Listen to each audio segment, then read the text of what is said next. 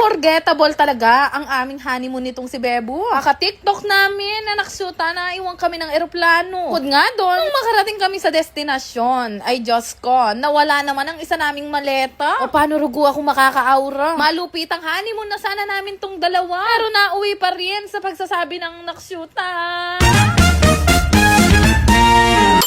For today's ganap nga, alam kong marami naghihintay sa inyo nitong kwento namin ng honeymoon dalawa ni Bebo. Nakuha pa talaga naming mag-warm up sa airport bago kami makarating sa destinasyon. Nung panahon pala na yan, nilalask call na ang aming mga pangalan. Hindi kasi namin masyadong naintindihan nung nasa Kuala Lumpur na kami. Biglaan kasi silang nagpalit ng boarding gate. O ayan tuloy, naiwan kami sa airport na naksyuta.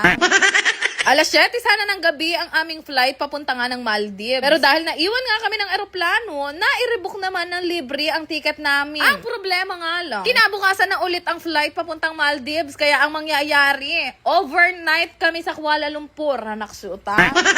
Comfy naman ang airport nila dito. May mga malawak na space, pwede kayong maghiga. Ang problema nga lang, sana gumagawa na kami ng panganay. Kaya lang naiwan kami ng eroplano.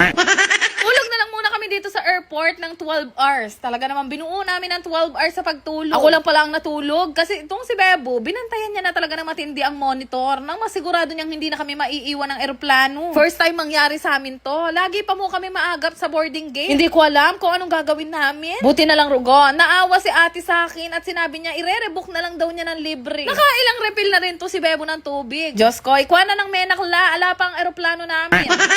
Nung nakita na namin ang boarding gate, pinuntahan na namin. Alam niyo yung ginawa namin dalawa? Doon kami natulog kung saan umuupo yung mga nag-a-announce ng flight para masigurado na hindi na kami maiiwan. Sumakses naman kami at finally, papunta na kami ng Maldives sa naksyuta. Mula Kuala Lumpur, 5 hours pa ang biyahe papunta ng Maldives. At sa totoo lang, iba talaga ang oras sa Maldives kumpara sa atin. Malapit na rin naman kami at nung matanaw ko nga, grabe, napakaganda. First time namin pupunta dito at ang sabi nga nila, dito daw ang pugad ng mga nagha-honeymoon at dito daw talaga sila nakakabuo. Malalaman natin. Sobrang excited namin yan, guys. Nagpunta pa talaga ako sa CR, nag-toothbrush, nag-skincare. Kami ang pinakauna sa mga carousel para makuha na nga namin yung mga maleta at makabiyahe na kami. Pero anak shoot, pagdating namin dito, problema agad dahil nawawala ang isa naming maleta. Diyos ko, pag uwi ko talaga ng Pilipinas, magpapatawas ako ng karami nangyari sa amin. Imbis na namamahinga na nga kami, pinatawag pa Rugo kami sa opisina. Naiwan daw sa Malaysia yung maleta namin at bukas pa daw makakarating. Maaga pa po kaming nakarating ng Maldives, pero ano pa nga bang magagawa namin? Lumabas na nga kami ng airport at ang sabi nga sa amin, meron na kaming sundo papunta doon sa hotel na pag-iistayan namin. Pero dahil maaga pa nga, kumain muna kami dito sa KFC. Diyos ko, Kamal, alam nyo lahat ng yan, 3,500. Saan kaya Rugo gawa ang patatas nila? Unang dating ko pa lang dito sa Maldives, yun na agad ang napansin ko. Kamahalan talaga pati sa mga pagkain, transpo. Ay nuka, muli, keng kalulo talaga. Nakikita nyo ba yung ganda ng tubig? Partida, port pa lang nila yan. In fairness sa Maldives, no? Walang daya-daya per. Manghang-mangha ako niyan dyan, guys. Gusto ko na nga sanang tumalon eh. Ang problema, wala pang ang outfit yung kasama ko dahil naiwan Rugo sa Kuala Lumpur.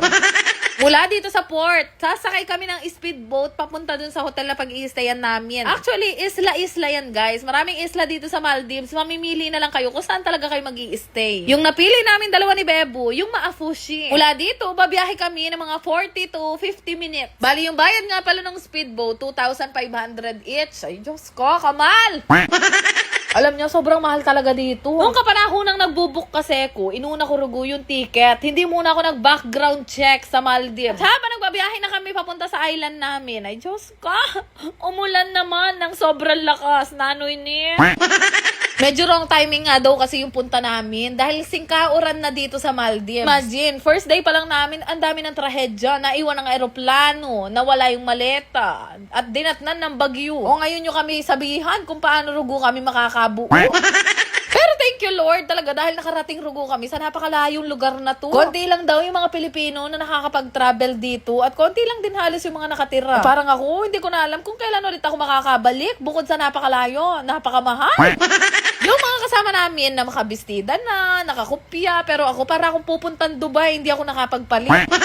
Pero dahil nandito ang maleta ko, nagbihis na ako antimano ng pambaragan kong outfit. O nano, syempre first day, kailangan updated ang mga friends ko. Naghanap lang din kami ng pwede namin kainan. Sobra na naman kamahal. Bebo, pinagbihis ko na rin. Iisa lang rugoy outfit na naligaw doon sa maleta ko. Pero baka bukas, dumating na rin naman yung maleta niya. Pero yun lang muna ang ganap ng unang araw namin sa honeymoon. Babalitaan ko kayo kapag ka nakabuo na. Anak syuta. Yun lang naman. Salamat!